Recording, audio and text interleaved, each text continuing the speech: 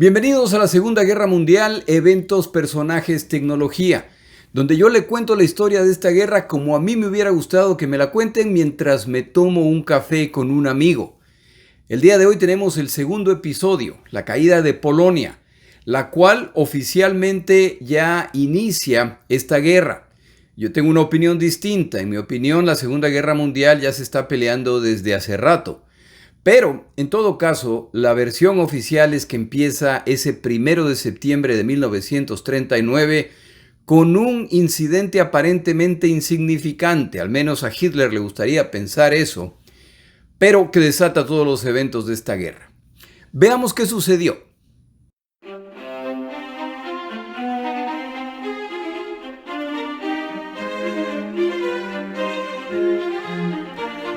La Segunda Guerra Mundial.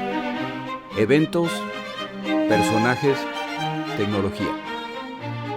Le doy la bienvenida a nuestro episodio del día de hoy. Episodio 2. La caída de Polonia. El 1 de septiembre de 1939, el pueblo alemán se despierta con noticias alarmantes. En la madrugada de ese día, un grupo de combatientes polacos ha cruzado la frontera con Alemania y ha atacado las instalaciones de una estación de radio en el territorio alemán. El ataque ha sido repelido por las fuerzas alemanas y varios polacos han muerto en el enfrentamiento. Urgentemente se han movilizado fuerzas militares para perseguir a los polacos que escapan hacia su territorio. Se pide calma a la población, las fuerzas armadas tienen bajo control este incidente fronterizo. Quienes viven cerca de la frontera polaca saben que esta versión es mentira. Por semanas se ha venido acumulando equipo de guerra en la frontera en preparación para un ataque. Lo ocurrido estaba planeado. No solo el pueblo alemán sospecha que este es el caso. Polacos, franceses y británicos ya temían que este tipo de provocación ocurriría. Para entender qué ha pasado necesitamos retroceder en el tiempo. Para cuando en 1918 termina la Gran Guerra, la que hoy conocemos como la Primera Guerra Mundial, Polonia no ha existido como nación por más de 140 años. A través de los siglos el territorio polaco ha sido tomado por parte de múltiples naciones e imperios.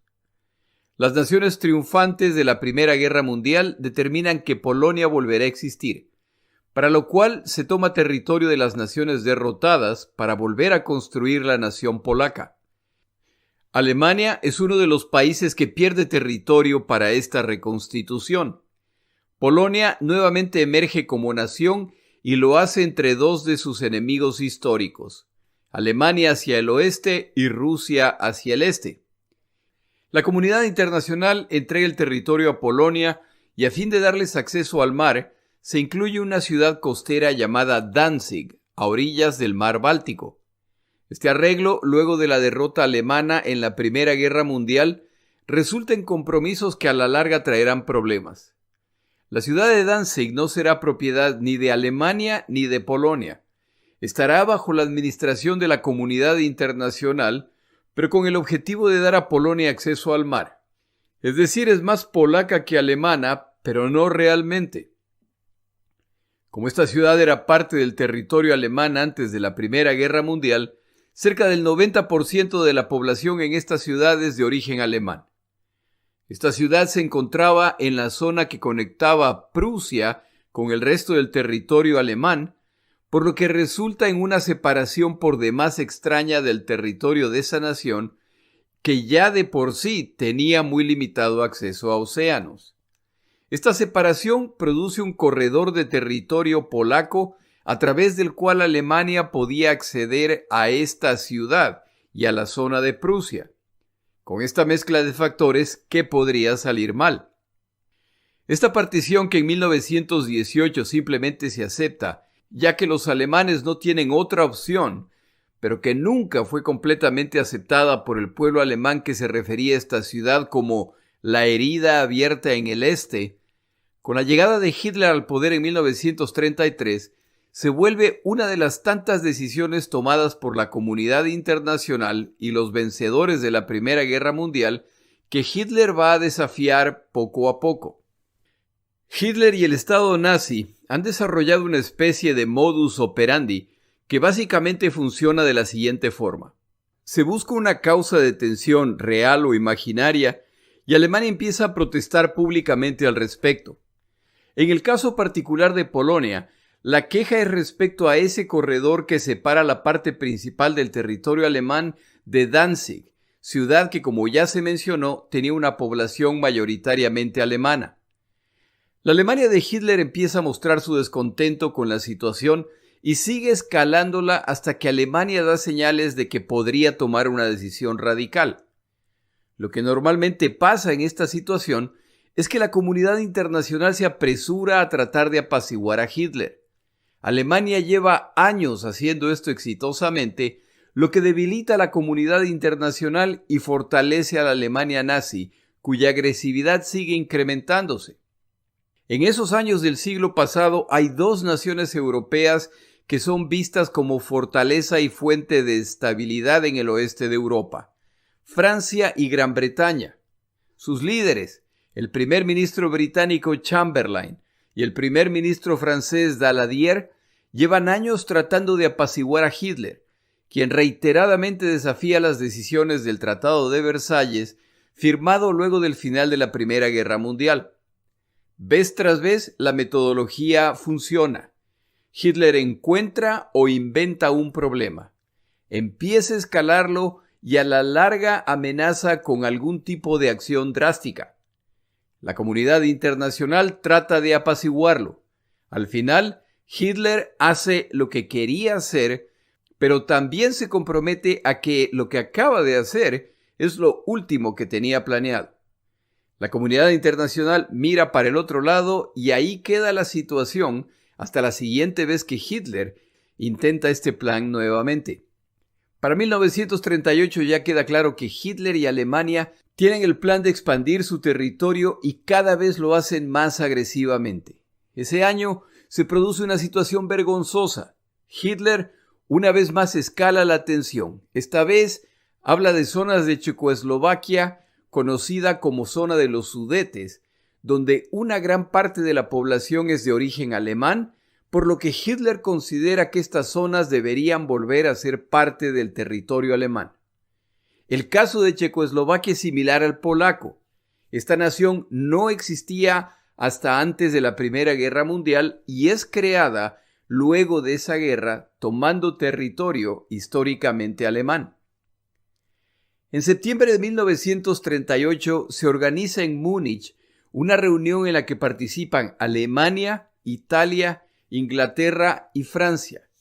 El resultado de esa conferencia se plasma en un acuerdo firmado en que se toma la decisión de que Checoslovaquia debe entregar a Alemania las zonas de los Sudetes. Por favor, tome en cuenta que esta decisión se toma sin la aprobación de los afectados. Cuando los checoslovacos protestan, se les informa que si Checoslovaquia no acepta los puntos de este convenio, Francia considerará su compromiso de defensa de Checoslovaquia cumplido y no intervendrá en caso de que Alemania ataque a Checoslovaquia. Llama también la atención la ausencia de la Unión Soviética en estas negociaciones. Esa nación también había firmado un pacto de defensa mutua con Checoslovaquia, pero ni siquiera han sido invitados a estar presentes. Una vez más, Adolfo Hitler ha ganado y la comunidad internacional se inclina ante él. El resultado de esta conferencia causa que un político británico llamado Winston Churchill dijera respecto al primer ministro británico Chamberlain: «Usted tuvo la oportunidad de escoger entre la guerra y el deshonor. Usted escogió el deshonor y por lo tanto también tendrá la guerra». El primer ministro británico y el primer ministro francés están bajo la impresión de que han apaciguado a Hitler, por lo tanto regresan a sus países contentos. El primer ministro británico, Neville Chamberlain, regresa triunfante a Inglaterra y es inmortalizado en un video que lo muestra descendiendo del avión y mostrando a los periodistas un documento firmado por Hitler y por él, el cual Chamberlain interpreta como que se ha garantizado la paz de Europa. La crisis ha terminado. Pasan unos pocos meses y Hitler invade Checoslovaquia y se toma el resto de su territorio. La consecuencia de esta acción alemana, ninguna, aparte de protestas diplomáticas. La comunidad internacional mira para el otro lado.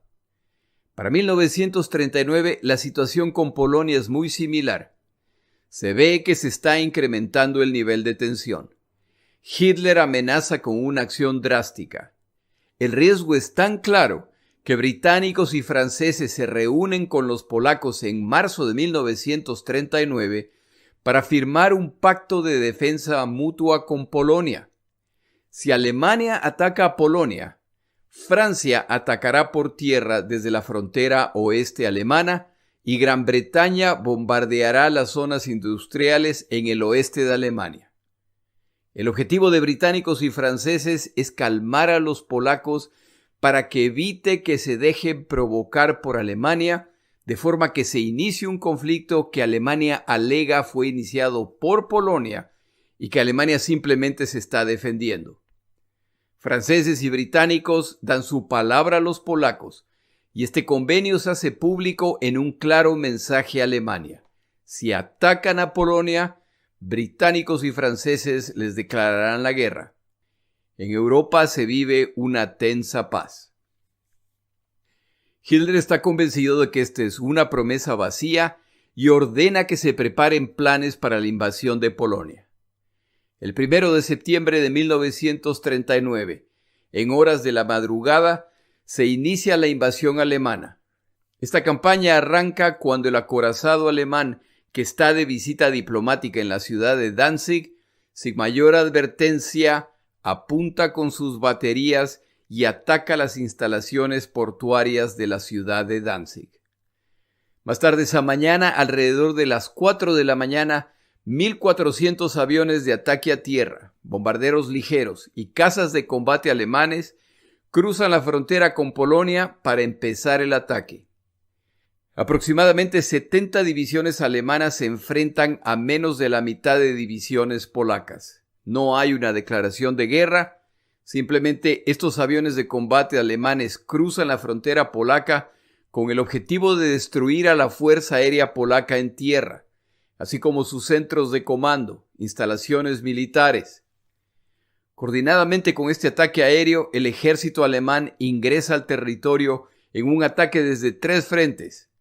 Unidades blindadas ingresan desde el oeste en la frontera común con Alemania, desde Prusia al norte y desde Eslovaquia en el sur, es decir, desde los territorios recientemente conquistados por Alemania. Las alarmas suenan en todas las capitales europeas. Chamberlain y Daladier, los primeros ministros británico y francés, a través de sus cuerpos diplomáticos intentan convencer a Hitler de que se retire de Polonia. Todavía es posible evitar una guerra de consecuencias impredecibles. Sus advertencias son ignoradas y entonces ocurre algo inesperado para Hitler.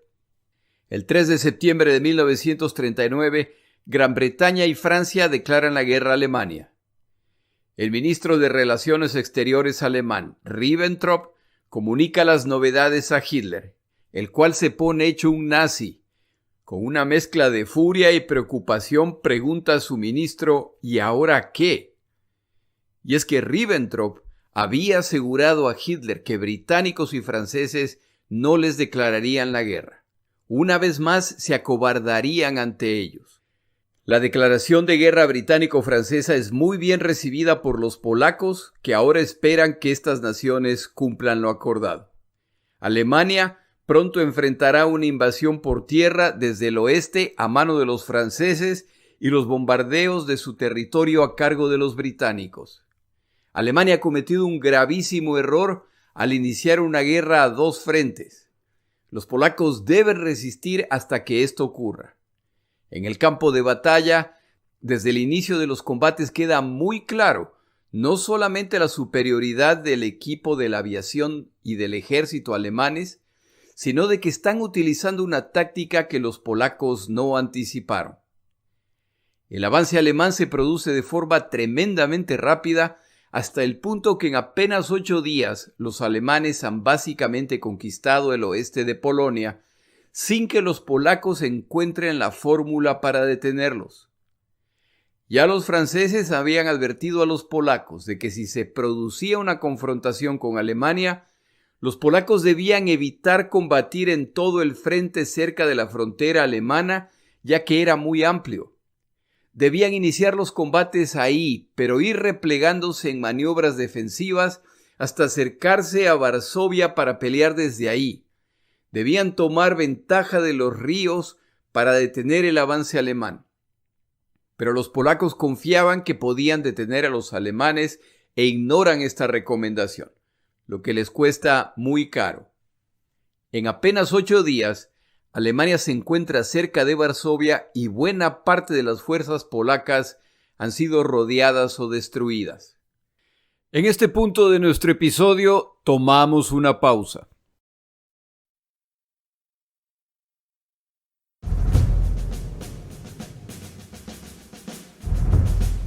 Propaganda de la Segunda Guerra Mundial. En este episodio inicio una sección dedicada a la propaganda durante la Segunda Guerra Mundial. Procuraré traer ilustraciones y comentarios de todas las naciones de esta parte tan importante, no solamente de esta guerra, sino de cualquier guerra. El día de hoy le traigo una caricatura de David Lowe, dibujante del periódico Evening Standard británico, que en septiembre de 1939 publica esta caricatura. En la caricatura se puede ver a Hitler y a Stalin.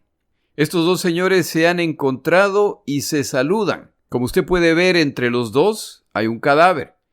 Ese cadáver es Polonia.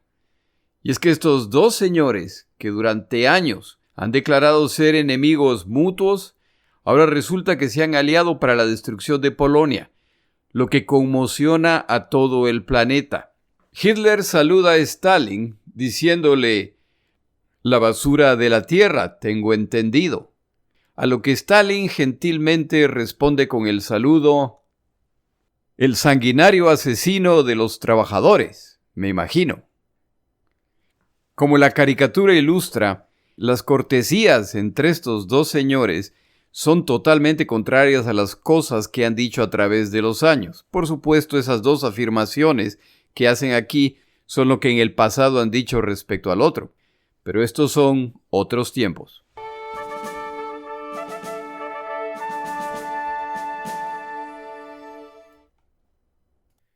Los combates son feroces y los alemanes combaten como pueden, utilizando incluso estrategias indiscriminadas contra civiles.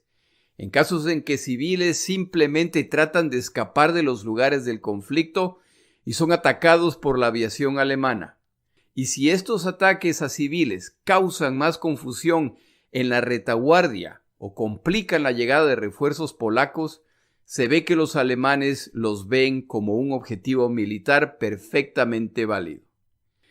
En este periodo tan corto, los polacos han perdido el oeste de su país, donde se encuentra la mayor parte de su industria.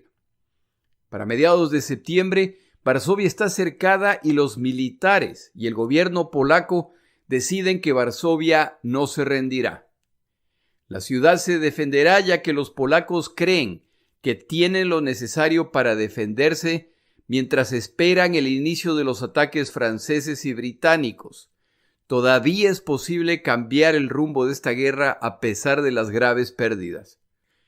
Si las tropas alemanas ingresan a Varsovia, se iniciará el conflicto urbano y los polacos planean defender la ciudad casa por casa de ser necesario en un tipo de conflicto que extenderá esta guerra. Los alemanes tienen un plan muy distinto. Simplemente bloquean las salidas de Varsovia y es la aviación y la artillería alemana quienes metódicamente empiezan a destrozar la capital polaca, a la cual los polacos consideraban el París del este de Europa. Los ataques de artillería y aéreos alemanes destruyen edificios históricos, centros urbanos e incluso áreas que carecen de significado militar. Las acciones alemanas dejan claro que su objetivo es destrozar a Polonia. los polacos siguen esperando el inicio de los ataques en el oeste alemán. El 17 de septiembre de 1939 se produce la tragedia final para los polacos en una acción que deja boquiabierto al planeta. Una tercera nación se involucra en el conflicto, y para desesperación de los polacos no son ni los británicos ni los franceses. Ese día, el 17 de septiembre de 1939, la Unión Soviética invade Polonia por el este. Polonia, que tiene la casi totalidad de sus fuerzas militares comprometidas en el oeste, decide pelear. Pero lo que queda de equipo es claramente insuficiente para resistir las múltiples divisiones soviéticas que ya ingresan al territorio polaco, enfrentando poca resistencia. La Unión Soviética toma posesión de los territorios perdidos en la guerra de 1921. En los puntos en que se encuentran tropas soviéticas y alemanas, reina la cordialidad y la camaradería. Queda claro que estos eventos habían sido previamente planeados entre Hitler y Stalin. Lo que ha sucedido aquí es que Hitler, dándose cuenta de que la invasión de Polonia lo pone en una situación de potencial conflicto con la Unión Soviética, el 23 de agosto, unos días antes de la invasión, Hitler envía a su ministro de Relaciones Exteriores, Joachim von Ribbentrop, para que se reúna con el ministro de Relaciones Exteriores soviético, Vyacheslav Molotov, para discutir los detalles de la invasión. Alemania y la Unión Soviética han acordado dividirse el territorio polaco. Este pacto, por supuesto secreto, el 17 de septiembre, con el ingreso de las tropas soviéticas a Polonia, queda en evidencia. Este pacto llama la atención como resultado de los países involucrados y quiénes son sus líderes. La Unión Soviética desde 1917 es la cuna del comunismo. Son una asociación de países, algunos de los cuales han sido añadidos contra su propia voluntad, y su objetivo es esparcir el comunismo a nivel internacional. Su convicción es que el capitalismo está muriendo y que su sucesor natural es el comunismo o el socialismo. Esta evolución, sin embargo, es posible solo a través de la revolución. Por esta razón, Stalin y su régimen no han vacilado en apoyar movimientos desestabilizadores en otros países, incluyendo Alemania.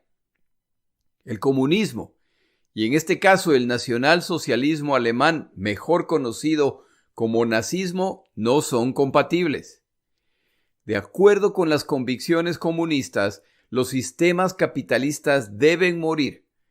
Por su parte, Hitler es un conocido enemigo del comunismo, en particular de los comunistas alemanes, a los cuales ha maltratado a placer, como se explicará en otros episodios. Hitler también está convencido de que su ideología está destinada a dominar el planeta y su desprecio por el comunismo, y en particular por los bolcheviques, es conocido. Hitler considera a los soviéticos comunistas una peste. Se refiere a ellos como las hordas asiáticas que envenenan a Europa. Los considera un cáncer que tiene que ser extirpado. Para sorpresa del planeta, estas dos dictaduras han decidido aliarse para atacar y desmembrar a Polonia. El mundo no lo sabe, pero los vínculos entre estas naciones son mucho más profundos de lo que sugieren las apariencias. Para el momento que la Unión Soviética ingresa al conflicto, ya no hay esperanza para los polacos, incluso si los británicos y franceses decidieran atacar. Para colmo de males, en la tercera semana de la campaña, es decir, alrededor del 20 de septiembre, empieza a llegar a Polonia un tipo de soldado alemán distinto. Es un grupo de soldados muy fáciles de identificar. Es obvio que han sido escogidos por su aspecto. Son dignos representantes de la raza aria alemana. Seguramente también han sido escogidos por su compromiso con la causa nazi y por su brutalidad. Estos soldados usan elegantes uniformes negros. En el cuello de sus chaquetas llevan 2 letras S que dan la impresión como de 2 relámpagos. Estos soldados llegan cuando ya todo está bajo control e inmediatamente empiezan a mostrar un nivel de crueldad desconocido hasta el momento, particularmente contra los judíos. Buscan identificar a los judíos. Al hacerlo, los separan del resto de la población y pronto empiezan las ejecuciones. Sin justificación, civiles judíos, sin distinción de sexo o edad, empiezan a ser asesinados, así como cualquiera que muestre cualquier tipo de resistencia a la ocupación. Los soldados alemanes regulares inicialmente desprecian a estos soldados, ya que el soldado regular tiene que mostrar su valor durante la batalla. Parece ser que estos otros simplemente aparecen cuando la batalla está ya ganada para demostrar su fortaleza y su poder con civiles desarmados, y lo hacen de una forma sanguinaria. Este comportamiento llama tanto la atención que el almirante alemán Canaris, jefe de la inteligencia alemana, quien está visitando Polonia a fin de determinar cómo iba la campaña, en cierto momento le reportan lo que está sucediendo, y Canaris es capaz de verificar que efectivamente estas atrocidades están ocurriendo. Canaris decide hablar con Hitler. Es su obligación reportar esto para que estas prácticas se detengan inmediatamente. En el proceso, Canaris descubre que es Hitler, en coordinación con Himmler, cabeza de las SS, quien ha autorizado estos crímenes de guerra. El almirante Canaris empieza a decepcionarse de Hitler, pero inicialmente no toma ninguna acción al respecto. Es importante mencionar esto porque demuestra que tras apenas 3 semanas de iniciada la Segunda Guerra Mundial, las atrocidades cometidas contra judíos y contra civiles polacos por parte de los alemanes ya son conocidas y aceptadas en Alemania. Para el 24 de septiembre, el gobierno polaco capitula, pero no hay ninguna necesidad de hacerlo. Ni alemanes ni soviéticos reconocen a Polonia su derecho a existir como nación. No hay nada que negociar, no hay nada que revisar. Estos territorios serán absorbidos por alemanes y por soviéticos y Polonia ya no existe más. El 30 de septiembre el gobierno polaco se exilia en Rumania y un nuevo gobierno, bajo el general polaco Sikorski, se constituye en el exilio. Este gobierno, luego de Rumania, irá a Francia y tras su caída a Inglaterra, desde donde operará a lo largo de la guerra. Esta caída marca apenas el inicio de los horrores que les esperan a los polacos. En el sector occidental, los alemanes establecen el llamado Gobierno Central, que es una zona especial donde planean reunir a los judíos y a otros, entre comillas, de acuerdo a su filosofía, indeseables. En la zona este, los soviéticos afirman haber ingresado a Polonia para proteger a la población de ascendencia bielorrusa y ucraniana que se encontraba en el territorio polaco. Es decir, su interés son esas poblaciones. No pasa mucho tiempo hasta que los soviéticos realizan un plebiscito en que los polacos supuestamente eligen volverse parte de la Unión Soviética. Parte del territorio polaco es generosamente donado a Lituania, la cual en pocos meses también será invadida por los soviéticos. No pasa mucho tiempo para que el ministro de Exteriores soviético Molotov declare simplemente que Polonia ya no existe. A finales de septiembre, alemanes y soviéticos firman el Tratado Soviético-Alemán de Amistad, en que oficializan la repartición del botín. La crueldad con que las fuerzas de ocupación tratan a los polacos parece una competencia y su justificación para ellos es sencilla. Basada en la historia de Polonia, saben que estos no se van a someter.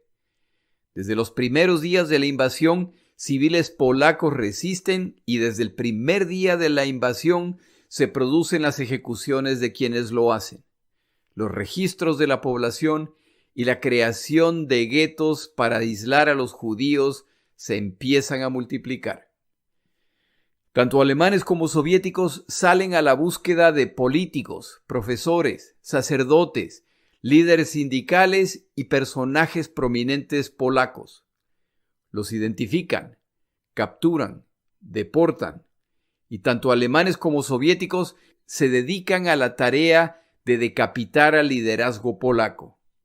Los soviéticos van a deportar alrededor de 2 millones de polacos a sus gulags, sus prisiones siberianas. Aproximadamente la mitad no regresarán. A los pocos meses de la invasión se producen eventos terribles que se relatarán en su momento.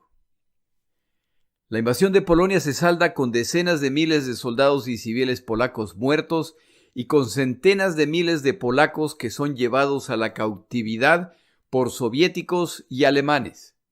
Hay muy pocas naciones que durante la Segunda Guerra Mundial sufrieron tanto como los polacos. En medio de este desastre militar, hay al menos 2 contribuciones que los polacos hicieron al esfuerzo aliado en estos días.